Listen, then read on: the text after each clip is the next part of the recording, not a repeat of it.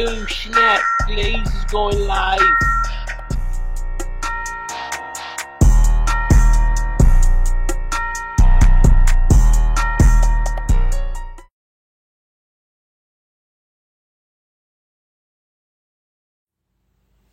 Good day, everybody. How y'all doing?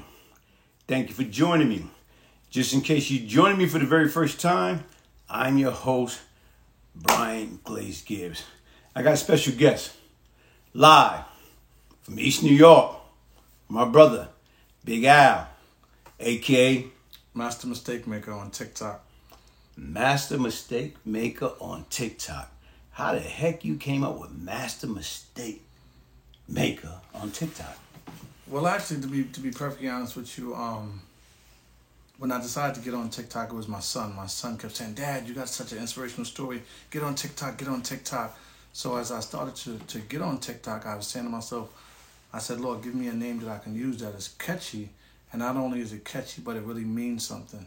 So I actually thought about Eminem inside the 8 Mile movie. Okay. In order for him to defeat his opponent, he talked about himself, all the bad things, and he left the opponent no ammunition to talk. So I said to myself, okay, God gave me Master Mistake Maker. Because what I said was I was going to expose myself so people can see that I'm transparent. I've made tons of mistakes. I still make mistakes. But even though I've made mistakes in my life, God has elevated me to a platform where I can say to somebody, "Hey, bro, don't do that. Don't do that. I did this." Okay, I'm listening to what you're saying as far as mistake making, as you were saying. So I asked God, I said, give me something that I can use that's going to reach the people. One thing is, people have no problem when you say, "I made a mistake."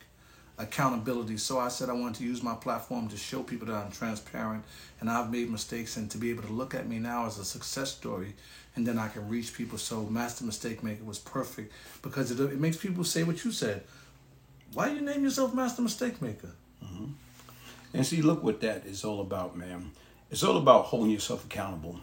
And he right now is, me and his brother grew up in the same environment.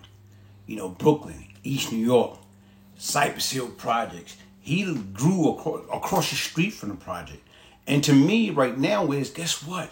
Like a lot of times people think you have to be a product of your environment. Anybody know anything about Brian Glaze Gibbs? Google me.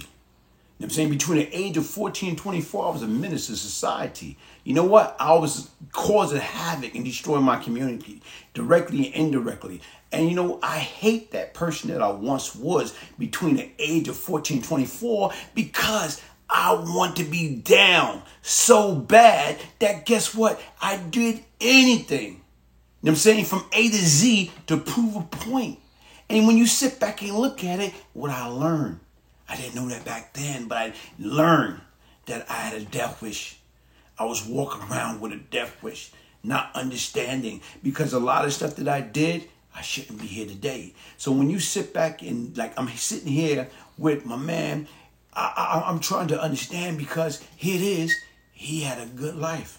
And even some of the conversation that we done had, I'm scratching my head.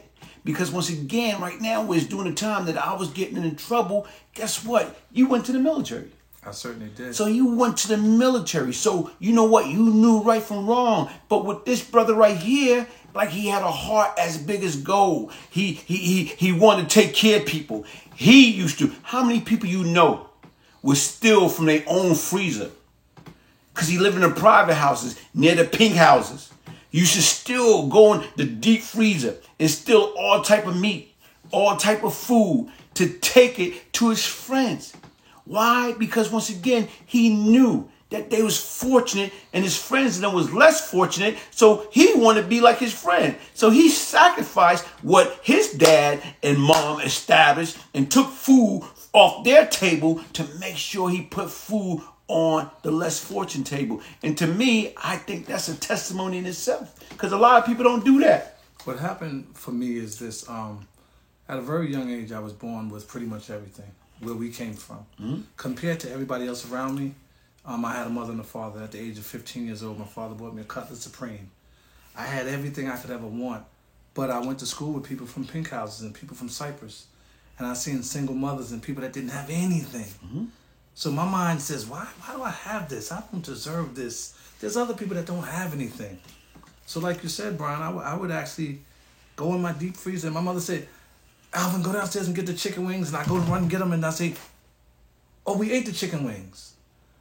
And one day, my mother went to the store and she came back and she said, get upstairs. And I'm all nervous thinking I'm going to get in trouble. And she said, I seen Sister Robinson. And now I'm getting nervous and I'm biting my lip. And she said, Sister Robinson said, thank you for all the food that you've been sending us. Wow. Because I just was taking it over to a woman who didn't have as much. And I loved my friends and I loved everybody. And it just was a blessing. Those people are still my best friends to this day. You know, just from taking from myself to help other people because I just didn't understand why I was blessed and other people wasn't. So I've always had the heart of giving. And you know what? And I got that from my mother. She always taught us it's best to give than receive. Amen. And when you sit back and you think about that, man, like, you know, even being so young, how long you was there?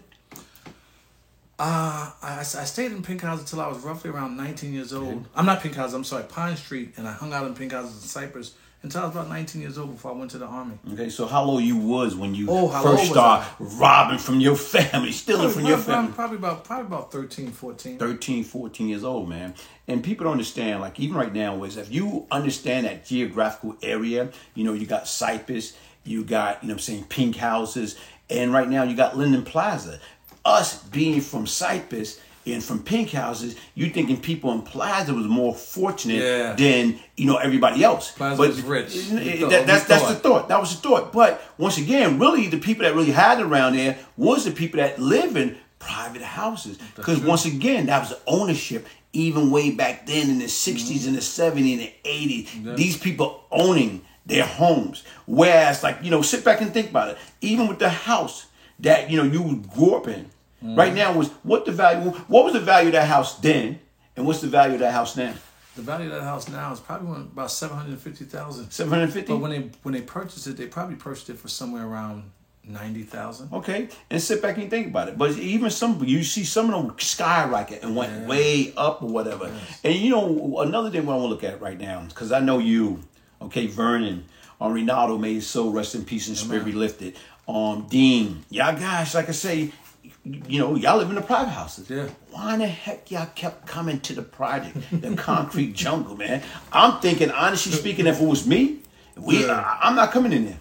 That's a good question, Glaze. And this is, I say this to the young people out there. And you said no, it's not that, but I got to tell you from my perspective. Sometimes we make good uncool. Yeah. We make good uncool. When I went to school and I was doing the right thing, here comes Anthony Little. Hey, you punk, you going to school? Hey. Doing stuff like that. But then around 15 years old, when I got my first gun, ooh, Alvin's cool, ooh. And we shouldn't do that. We need to revamp the system and realize that it is cool to go to school. Mm-hmm. It is cool to go to church or to the mosque or whatever you may believe in. And when you push that to the kids, they won't feel that they need to go to the gangs. Mm-hmm. Because in order to feel cool, I gotta go join a gang and I gotta throw up signs and this and that. We need to praise the ones that's going to school, that's on a football team, that's in the art room and doing those type of things. And when we do that, less kids will go the other direction. You know, and I agree with that because once again, we praise people that come home from doing a bid. Oh, they came home from did 5 years, 10, 15, 20 years. We give them the Roy Carpet treatment. Mm-hmm. But a person that right now went to school, graduated, did it right the first time, never got in trouble or whatever, retirement from a job. Mm-hmm. So right now we look down at them. But I'm saying how backwards is our mind, our frame, our thinking. Indeed. You know, right now it's like, why are we rewarding bad, but we shitting on good? I don't get that. Yeah. And you know what? Like even some of the stuff that we was talking about, even with you. Like, you know, here it is. You know, when I went away in 1981 for a robbery charge to do 3.5 years. Okay, what year did you graduate from high school? 1985. So you graduated from 1985. So what year did you go to the military? 1986. 1986. April 1986. So right now here it is. From that time, I went away in 81. Came home in 84. I was back in for murder charge in 86 to 87. Right. So you was in the military from when to when? I only stayed in for 1 year because I actually had that Brooklyn mentality. Okay, 86 to 87. Thankful to Captain Wilson, if he's still alive and still out there. Captain Wilson said, I'm going to give you an honorable discharge, but you're getting out of this military. Okay. So he put me out, but he gave me an honorable discharge because he didn't want to mess up my record. He didn't want to mess up your record. So you went to the military. I did. So you had a choice. You could have, what force? What you serve? I was in 18th Airborne Corps, Fort Bragg, North Carolina. I went to the Army. Army. Okay. So even with that being said, you going to the Army. You had a career. You could have retired. You would have been retired. Okay? So you got, people either go to the military. Yes. They go to college. Yes. Or they go to the penitentiary. Indeed. Or they go to the graveyard. Indeed. So once again, you had a fighting chance. So right now, you went to the military. And you went from 86 to 87? 86 to 87, that's correct. Okay, so I caught a murder. And I went in, I turned myself in May of 86, and I got acquitted in June of 87. Right. So where was you at during that period? When you came home, I came home from the military as Okay. well. So when I came home from the military as well, I went back to what I thought or what I knew. I'm coming up in that environment. It was like you got to get this money. Okay. So I did the gun thing, I did the scam thing, I did the robbery thing, I did a lot of stuff that I'm not proud of. That's why, like I said, being master mistake maker, I could look at that and I could say, hey, I know how to navigate now, I know how to teach people now. But it just was, like I said, in society in those days, it was, if you were on this side of the track, he's a nerd, he's uncool, he's this. But when you and I got my rope chain in 87. I got a big rope chain like Glaze. And it was cool at the time, knowing it was wrong. But sit back and think about it. Here it is right now is, like, to me, from the military, yes, you escaped. We like I told you right now is, I can remember LD, may he so rest in peace, talking about y'all guys, man, like, because we was always in out of trouble, man, y'all gonna have a hell of upstate North crew. Y'all go in the penitentiary. You went to the military. So automatically right now is, how the hell you escape, you know what I'm saying, getting arrested, getting in trouble, picking up that brick, throwing at that prison wall between the age of 15, 16, 17, 18, 19, you escaped that. So when did you get your first arrest? My first arrest, well, I always had, you remember TSS and TSS Times Square, yeah. Macy's. I even was a part of one of the smash and grabs years ago. But my real first arrest came as a gun charge. Got caught with a firearm.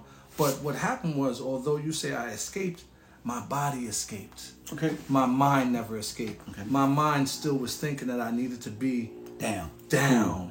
Need to be cool. So a lot of times we can take the kid out the ghetto, but we can't take the ghetto out the kid. But sit back and think about it. You see how crazy that is? Everybody want to be down. Yeah. Everybody want to be even cool. Today. Everybody want to try to impress other people. Indeed. Whereas, like, I would have nothing more. If I would have went to the military, I don't think I would have went looking back. I get you. If I'd have went to college, I don't think I would have went looking back. I was too far gone. You know what I'm saying? At the age of 14, 15, 16, go away at 17, coming home just before my 21st birthday. So right now is by the time I went away in 81, 82, I was already had 4 felony conviction, a career criminal. Yeah. What's amazing, and I thank God for it, while everybody was catching felonies and going to jail, for some reason God just kept saving me. And I'd catch a felony, but then I beat the charge. Wow. Or I beat the charge. So I was never the guy going in and out until I caught my federal case. And they said, get over here, you're going with us.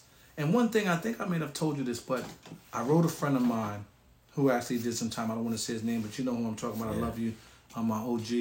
And when I wrote him to tell him that I was in federal prison, he said, you got what you wanted. You got what you wanted. You got what you wanted. You got what you wanted. You kept picking that brick, throwing at that prison wall, getting away, ducking, diving. But once again, it's like right now is you want to be down. Yeah. You didn't want to be like the minority. You wanted to be like the majority, in and out of that prison system, man. And what I'm saying is, guys, listen, man, it's not too late.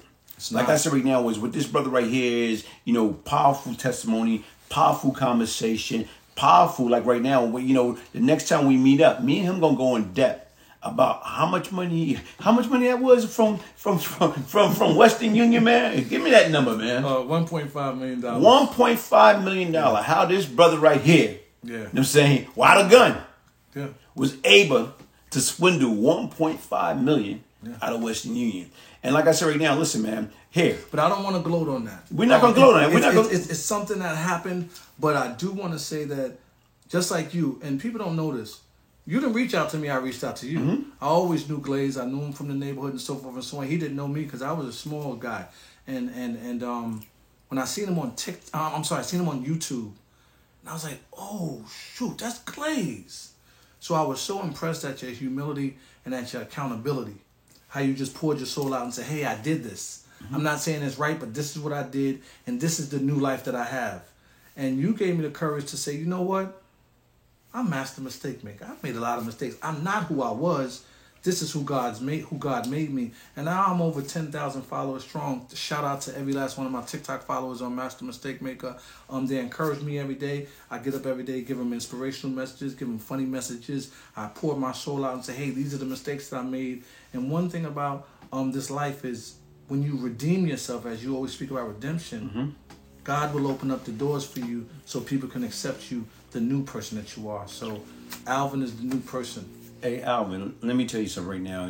By you saying what you just said is no different than right now. I met this guy, you know what I'm saying? Shout out to Jahan from South Africa, Jahan K. I don't want to mispronounce his last name. Right now is, man, like this brother had a powerful testimony. And people don't understand in life.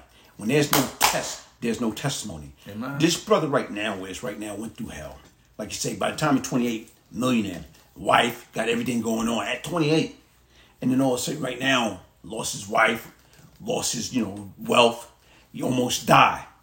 He said right now his moms had to, get him back to normal, nurse him back to health. And he said he had to learn how to walk again and his memory, everything. But anyway, like you say, when he got the opportunity to, get a job and everything like that, he said right now he worked for this company. And what he did was he took a large sum of money, but he handled the books. Nobody knew nothing about it. He said years went by, 7 years went by. Then all of a sudden what happened was he like right now is when he wanted to get his life together, his faith together, and get everything together, he had to come clean. Wow. So he called the company up. And you know what he did? Really? He snitched on himself. Wow. He said, listen, you know what? I made a mistake. I stole X amount of money during this period of time. You go back in the record, you'll see. And right now is, to me, this brother, you talking about accountability? Man, accountability, man. And like, to God be the glory, man. Because once again, in order to change, you have to be Christ-like. And that's what I'm striving for each and every day. Hey, 100%. Hit that like button, subscribe, share. Check me out on TikTok, Master Mistake Maker. Peace, love, and prosperity. One love. Peace. Hey, Kelly, what you reading? Oh, man, bro, this is such a good book. Super dope book. My name K2, you know what I'm saying, man? Young cat trying to get my life together, man. This right here, a lot of knowledge, man. Strong mind, I appreciate it.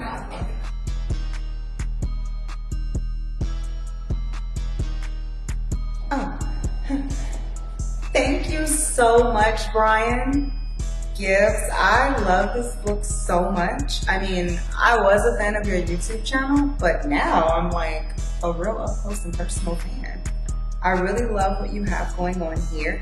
And not only that, but I too was once lost and now I'm found. So thank you, Brian, for this autographed copy. I appreciate you. Have you checked your tire pressure today? I don't have a flat. Have you checked your blood pressure today? No, I don't feel sick.